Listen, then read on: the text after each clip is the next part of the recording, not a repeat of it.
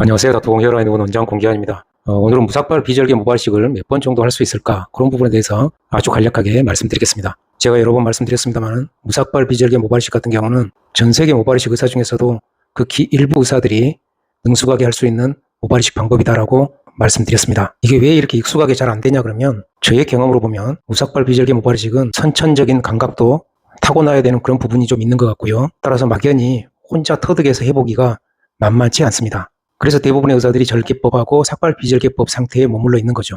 모발이식은 기본적으로 맨 처음에 시작했을 때 보면 절개법을 일반적으로 가장 먼저 배우게 되고요. 그 다음에 이제 삭발 비절개법을 하게 됩니다. 그 다음에 무삭발 비절개법인데 이게 잘 안 되는 거죠. 그래서 대부분의 모발이식 선생님들이 절개법하고 삭발 비절개 그 두 가지 방법에 머물러 있는 경우가 대부분이 되겠습니다. 기본적으로 사람들이 말을 할 때 잘 보면 그 사람이 그동안에 겪었던 경험과 지식을 가지고 말을 하게 되는 거지 자기가 겪어보지 못했거나 혹은 편향된 경험을 갖게 되면 그러한 걸 바탕으로 말을 할 수밖에 없는 거죠.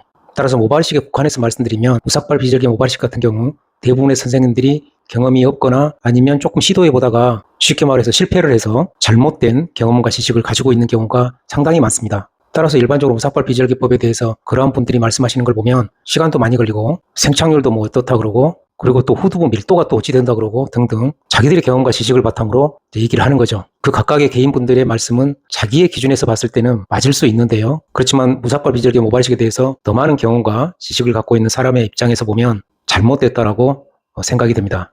예를 들어 어제도 어떤 한 분이 이제 그렇게 물어봤다고 하는데요. 혹시 후두부 밀도가 안 좋게 되는 거 아니냐, 다시 말해서 모발이식 하고 나서 후두부 쪽이 시각적으로 휑해 보이지 않느냐, 그러한 질문을 하셨다고 하는데요. 당연히 모발을 채취하고 나면 밀도는 떨어지게 마련입니다. 밀도가 떨어지지 않게 할 방법은 없죠. 만약 그게 걱정된다면 기본적으로 모발이식을 하면 안 됩니다. 다만 우리가 시각적으로 봤을 때 휑하게 비어 보이는 게 아니고 마치 수술을 안 받은 것처럼 별 차이가 없게 만들 수가 있습니다. 그런 게 또한 그 의사의 노하우가 되겠습니다. 우리가 모발을 하나하나 채취하는 걸 이제 펀칭이라는 과정을 통해서 하는데요.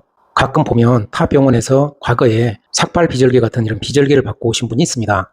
그래서 2차 모발이식을 저희 병원에 이제 상담으로 오셔가지고 저희 병원에서 하시게 된 경우가 있는데 그 비절개 흔적 자리들을 보면 소위 그냥 무차별하게 펀칭을 해서 두피 부분이 상당히 비어 보이는 경우가 있습니다. 왜 그런 경우가 발생하냐면